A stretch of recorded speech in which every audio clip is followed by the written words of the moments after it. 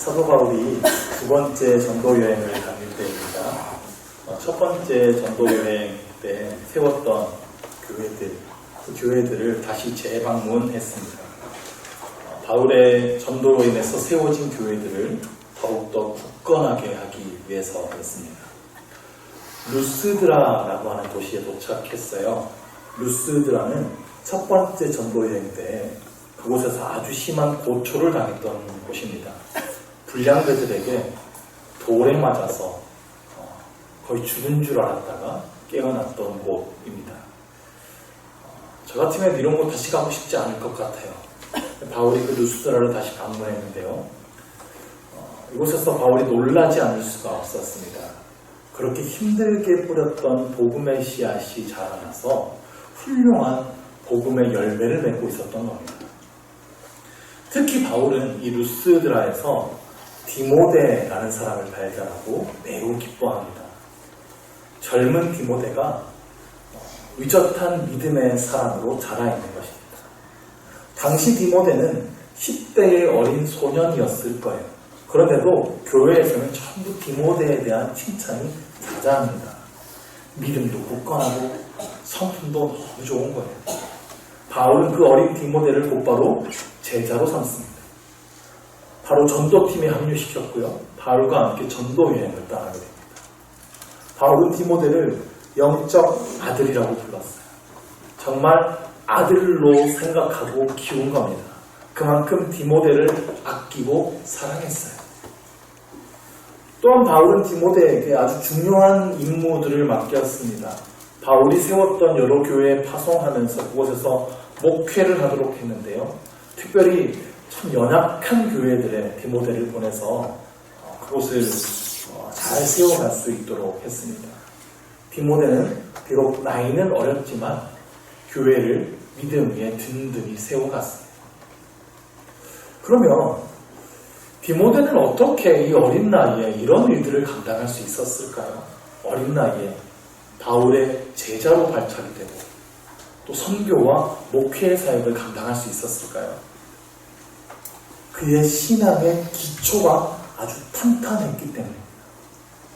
성경에는 디모데의 가정에 대해서 짧게 소개됩니다. 디모데의 아버지는 헬라 사람이고 어머니는 믿는 유대 사람이라고 소개가 돼요.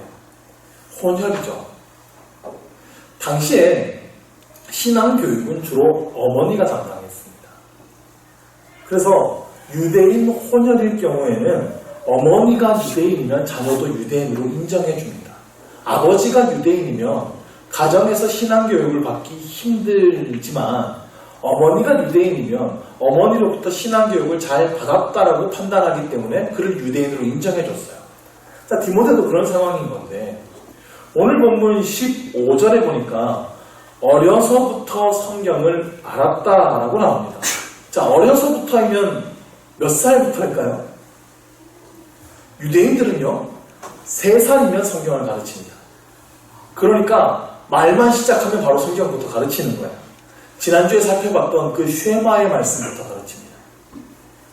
5세가 되면 성경 암송을 시작합니다. 성경부터 외우게 해요.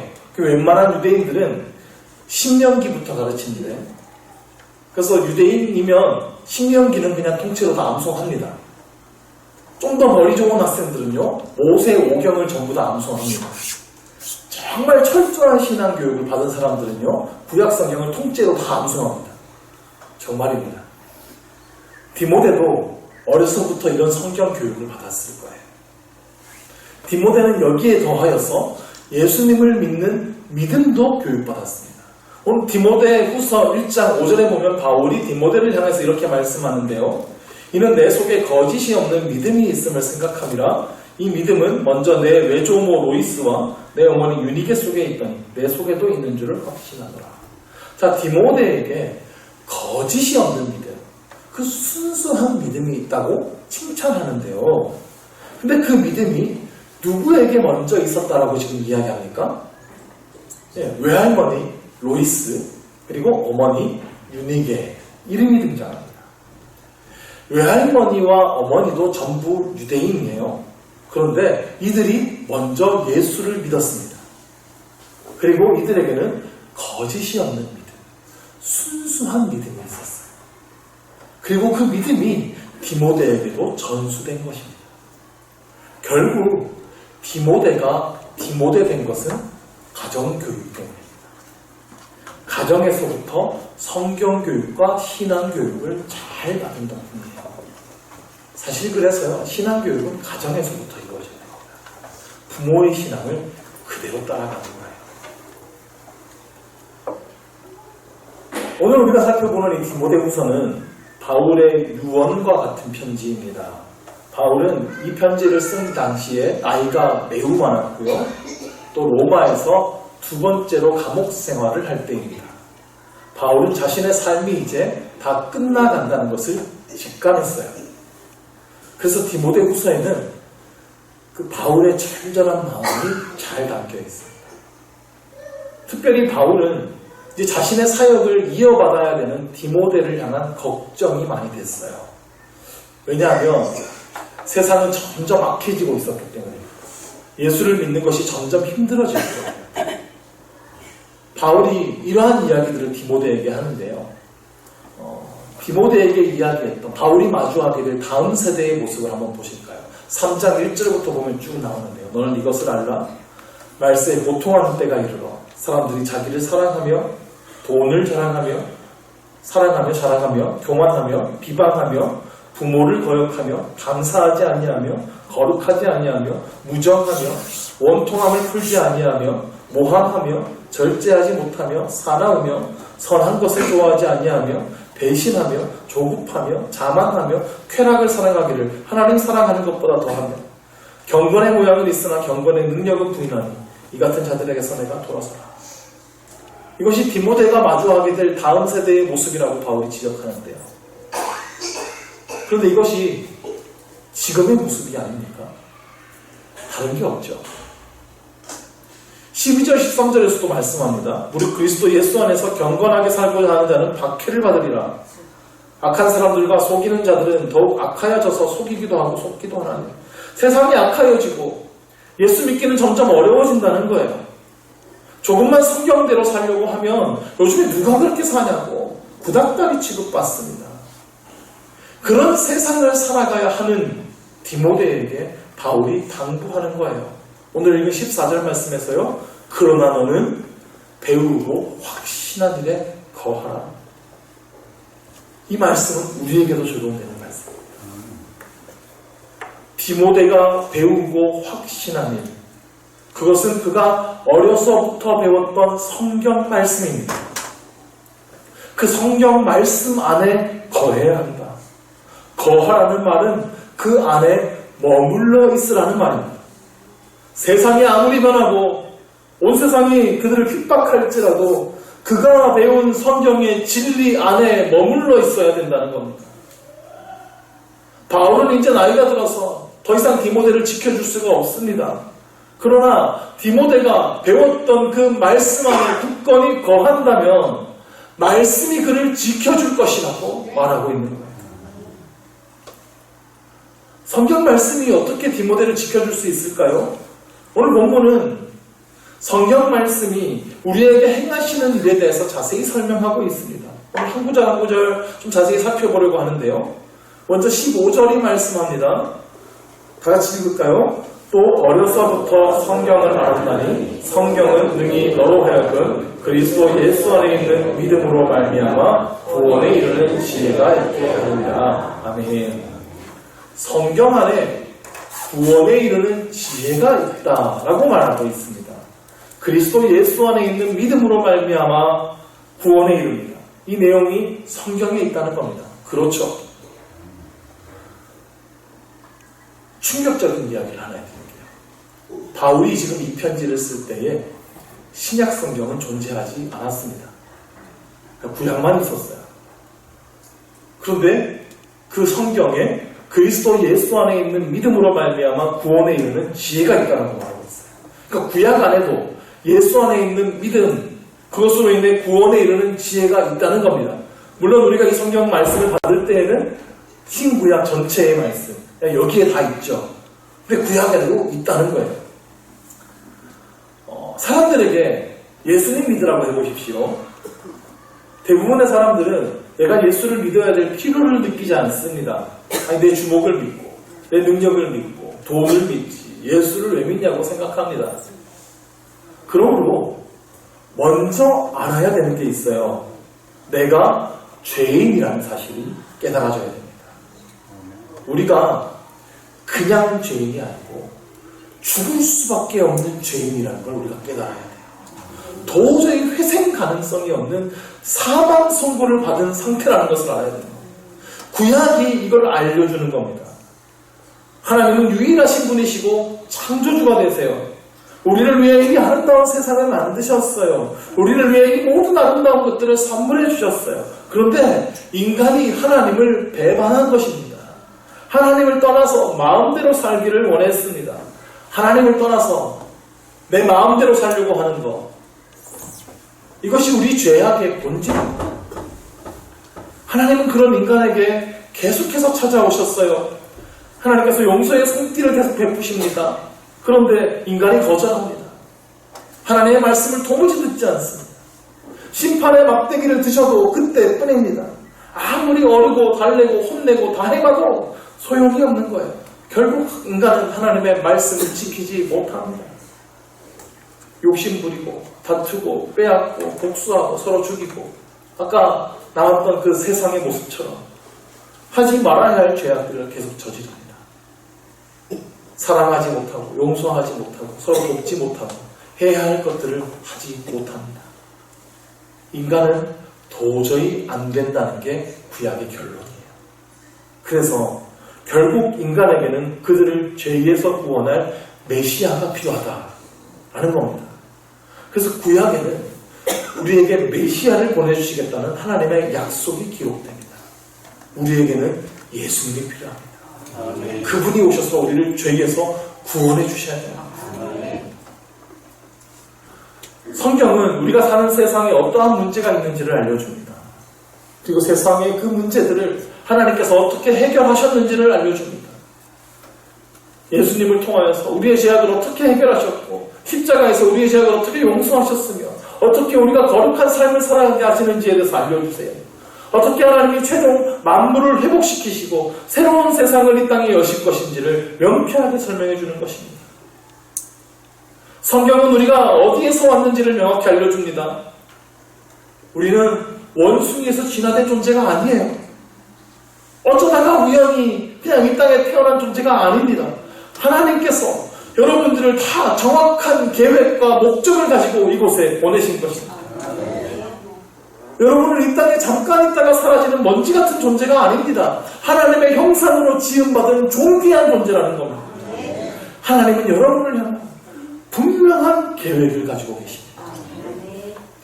오직 성경을 통해서만 이 사실을 알 수 있습니다.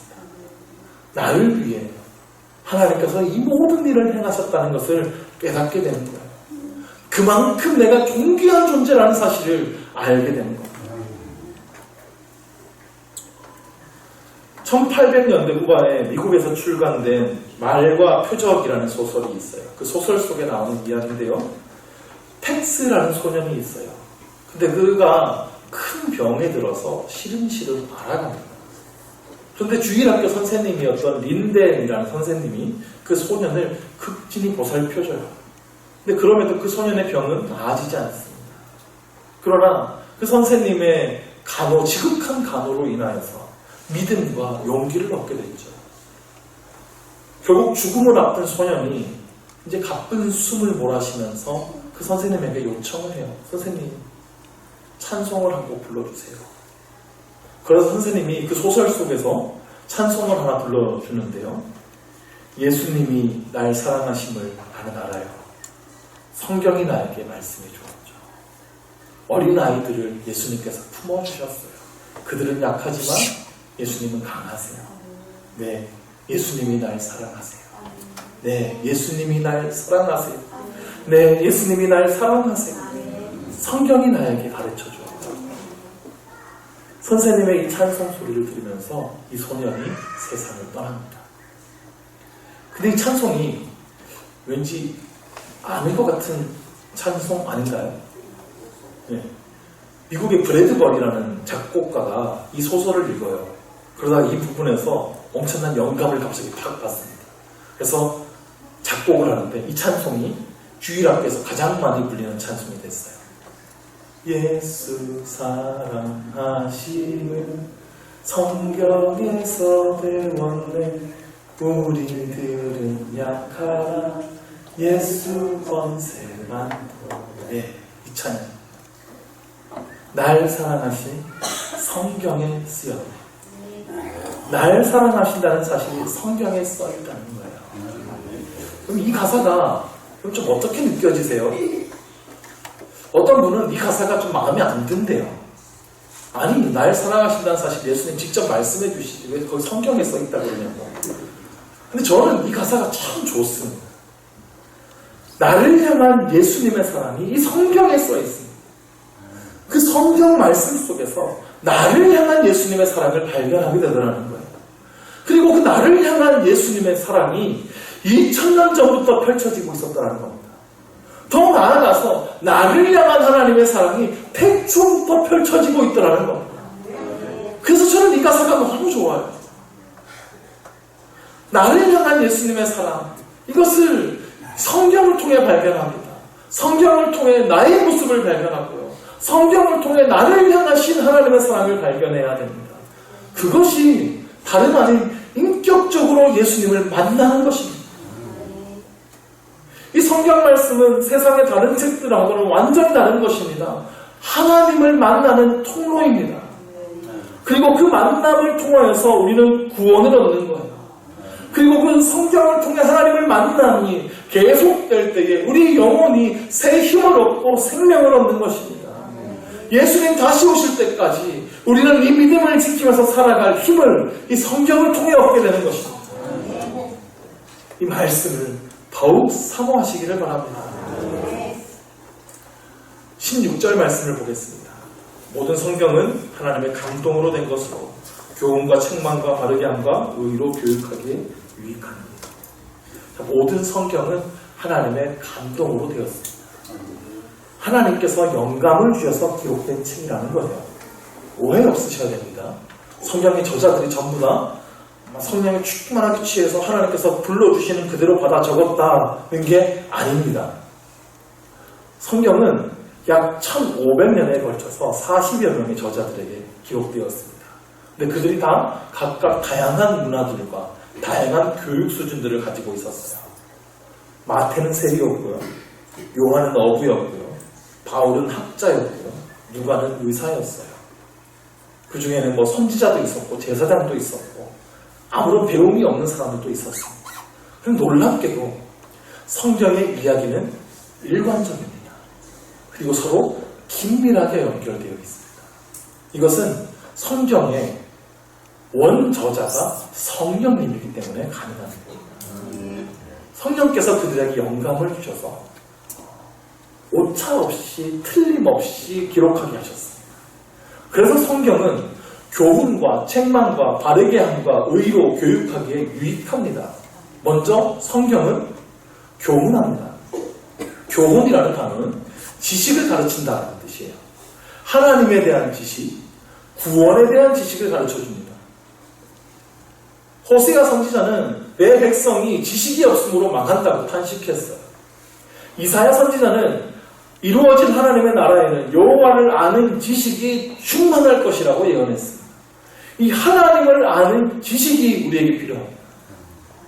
디모데가 어려서부터 쓰임받은 것은 어려서부터 성경 지식을 탄탄하게 쌓았기 때문입니다. 그 위에 믿음이 건강하게 자랄 수 있었어요. 초대교회가 건강하게 부흥할 수 있었던 비결이 뭐라고요? 구원받는 성도들이 가장 먼저 한 것, 사도들의 가르침을 받았습니다. 탄탄한 그 성경 지식 위에 믿음이 건강하게 자란 것입니다. 그래서 우리도 지금 이 신앙의 기초에 대해서 살펴보고 있는 거예요. 두 번째로 나오는 단어는 책망이죠. 책망이라는 단어는 원어의 의미로 보면 법정 용어예요. 유죄 판결을 한다는 뜻입니다. 판사가 양쪽의 주장을 잘 분별해서 판결을 가릴 때 쓰는 단어예요. 그러면 성경을 배워야 되는 이유로 왜 이 책망이라는 단어를 사용했을까요? 성도가 성경을 배움으로 잘 분별해서 판단해야 할 것이 있기 때문입니다. 그것은 거짓 가르침입니다. 세상의 가르침이에요. 자, 초대교회 당시에도요, 많은 이단들이 있었어요. 이단들의 주장은 매우 그럴듯합니다. 그리고 이단들은요, 전부 자기 교리에 대해서 철저한 교육을 받습니다. 웬만한 사람들하고 교리로 붙으면 당해내지 못합니다. 그래서 누구든지 넘어갈 수 있어요. 그러므로 성도들도 바른 교리로 무장해야 됩니다. 세상에 수많은 이야기들이 있어요. 세상에 수많은 이야기들이 그것이 진리인 것처럼 우리를 자꾸 현혹시킵니다. 그래서 세상에 따라 살아가게끔 만듭니다. 그래서 성경적인 가치관이 무너지고 성경적인 삶이 무너져요. 그러므로 우리가 올바른 성경 지식을 가져야 되고 그 위에 올바른 삶의 가치관을 세워야 됩니다. 그래야 거짓 가르침에 속아 넘어가지 않고 세상의 헛된 가르침에 넘어가지 않는 것입니다. 나는 이단에 넘어가지 않을 것이라고 확신하지 마십시오. 이단에 빠진 사람들이 뭐 특별히 멍청하고 밀어내서 빠진 게 아니에요. 교회에서 중직에 계신 분들도 많고 교수, 박사, 심지어 목사님도 거기 계세요. 요즘 오후 예배 시간에 기초적인 교리에 대해서 공부하고 있습니다. 기초라고 해서 다 아는 이야기 같지만 그렇지 않습니다. 새로울 거예요.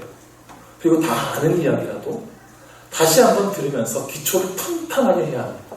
그래야 우리가 튼튼한 믿음을 가질 수 있는 것입니다. 이 성경의 세 번째 역할은 바르게 함입니다. 바르게 한다는 단어는 원어의 의미로 교정한다라는 뜻입니다. 삐뚤어진 것을 바르게 교정할 때 쓰는 단어예요. 자, 우리에게는 세상에서 보고 배운 삶의 기준이 있어요. 사람들이 대체적으로 옳다고 여기는 삶의 방식이 있고 가치관이 있습니다. 세상의 가치관들이 나도 모르게 내 삶에 스며들어 있습니다. 근데 그 모든 것들은, 세상의 것들은 하나님의 방식과 가치관과 다 반대되는 것들이에요. 그래서 교정이 필요합니다.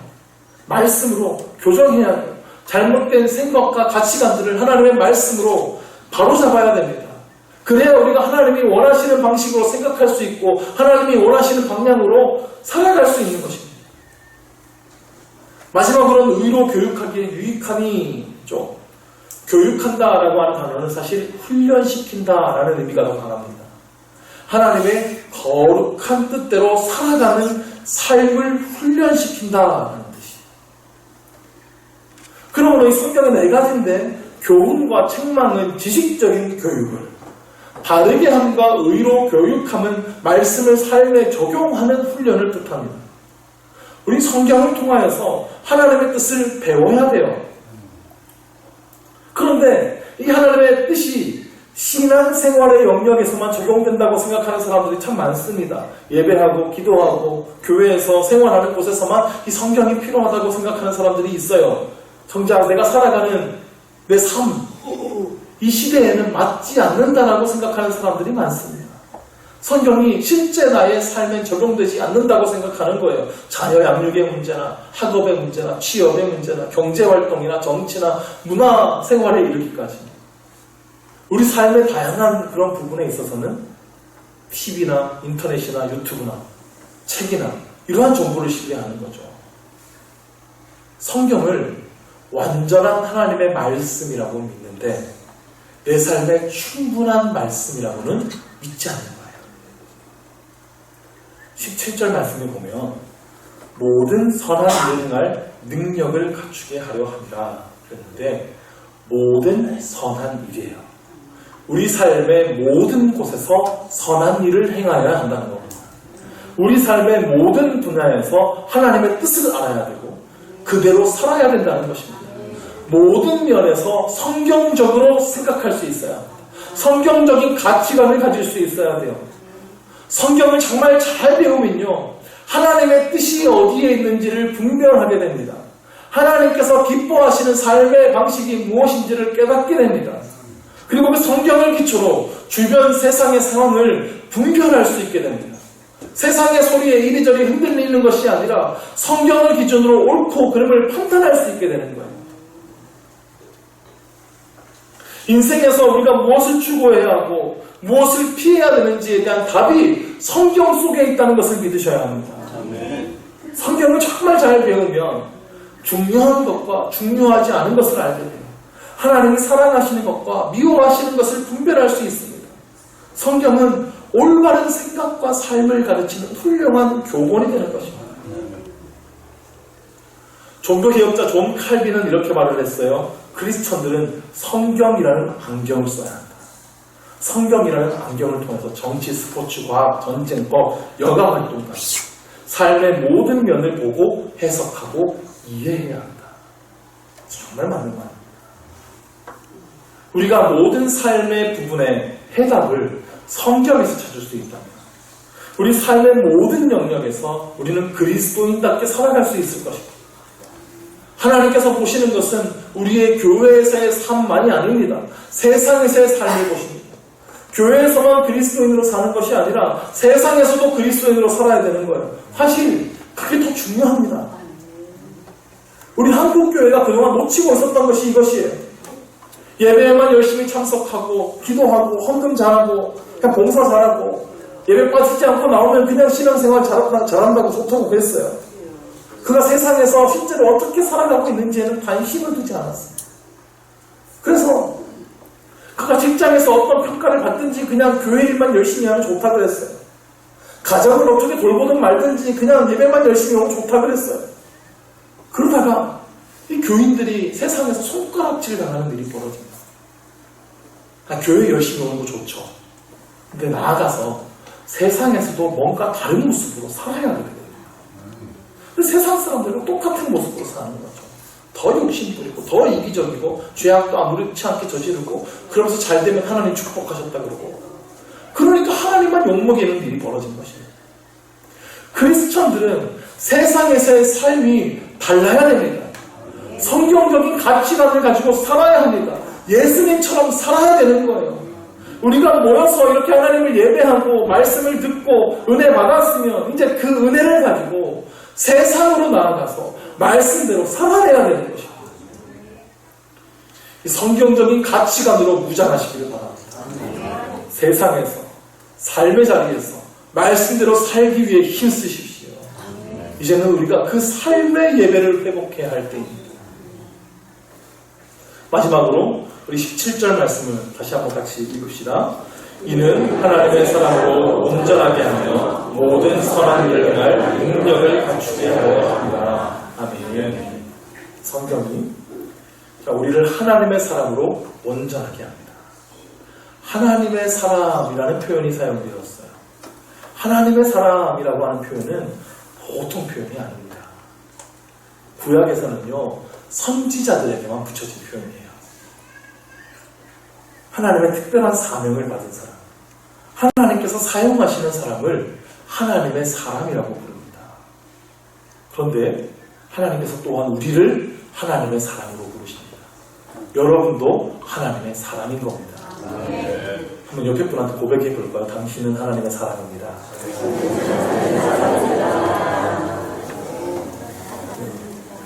하나님께서 여러분을 향한 특별한 사명을 가지고 계시기 때문에 그렇습니다. 하나님은 여러분을 하나님의 뜻대로 사용하기를 간절히 원하고 계세요. 근데 우리가 그렇게 되기 위해서는 우리가 성경 말씀으로 무장해야 되는 겁니다. 말씀을 배우기에 힘써야 됩니다. 말씀을 열심히 읽고 묵상하십시오. 성경 말씀은요, 영혼의 양식이에요. 우리가 하루만 밥 굶어도 배고파서 아무것도 못하잖아요. 우리의 영혼도 마찬가지예요. 영혼의 양식을 먹지 않으면 영혼이 배가 고픕니다. 힘이 없고 아무것도 못해요. 그러니까 영적 생활에 힘이 없는 겁니다. 오늘 말씀에 선한 일을 행할 능력을 갖추게 하려 합니다. 밥을 먹어야 힘도 생기고 능력도 생기죠. 성경 말씀은 안 읽으면서 저 능력이 없어요. 저 밥을 안 먹으니까요. 영의 양식을 꾸준히 드시기를 바랍니다. 전 여러분과 함께 성경을 공부하고 싶은 마음도 매우 굴뚝 같습니다. 때가 있겠죠. 기다리면서 기도하면서 준비하고 있습니다. 사모하는 마음으로 기도하시길 바랍니다. 미국의 유명한 부흥사 무디 목사님이 계시죠. 어느 날 집회를 마치고 내려오시는데 한 젊은이가 찾아와서 묻더랍니다. 목사님, 제가 이 성경책을 붙들고 사는데 제 인생이 변하지 않습니다. 제 인생이 변하지 않죠. 그냥 무디 목사님이 대답합니다. 자네가 아무리 성경을 세게 붙들고 있은지 그걸로 자네 인생이 변하겠는가? 성경이 자네를 붙들어야지. 성경 말씀이 자네를 붙들어야지. 말씀이 우리를 붙들어야 되는 게 핵심이에요. 우리가 성경 말씀을 듣고 읽고 배우는 게 참 중요합니다. 그 말씀을 지키기 위해서 힘쓰는 것도 참 중요합니다. 근데 우리 삶이 정말 변하는 것은 성경 지식으로도 어떤 훈련으로도 되지 않아요. 우리가 아무리 좋은 설교를 듣고 하루 종일 성경 말씀 틀어놓고 있고 아무리 유명한 목사님도 설교를 하루 종일 듣고 있어도 우리 삶이 변하지 않습니다. 하나님의 말씀이 우리를 붙들어야 되는 거예요. 성경을 읽고 배우면서 나의 생각을 하나님께 맡겨드리시기를 바랍니다. 말씀대로 정말 살아가기 위해 힘쓰십시오. 근데 이게 내 힘으로는 되지 않습니다. 나와 함께 하시는 성령님을 의지하시기 바랍니다. 말씀이 내 안에서 살아 역사하시도록 기도하십시오. 그러면 하나님의 말씀에는 능력이 있습니다. 그 말씀이 우리를 변화시킬 것입니다. 그 말씀대로 살아갈 능력을 주실 것입니다. 그리고 우리의 삶을 가장 좋은 길로 인도하실 것을 믿습니다. 그 하나님의 말씀에 붙들림 받아서 온전한 하나님의 사람이 되는 저와 여러분이 될 수 있기를 간절히 축원합니다.